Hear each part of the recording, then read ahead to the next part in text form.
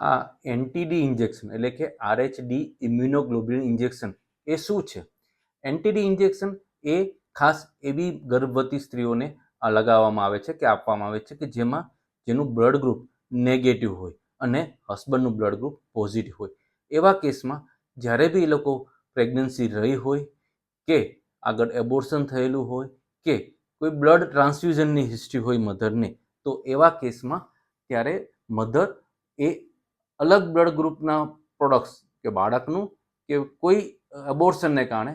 જે antibodies develop થયા હોય તે જે નેક્સ્ટ પ્રેગ્નન્સીમાં એ બાળકને નુકસાન કરી શકે, બાળકના આરબીસીસ એટલે કે રક્તકણને તોડી શકે અને એને લોહીનું ટકા કે એને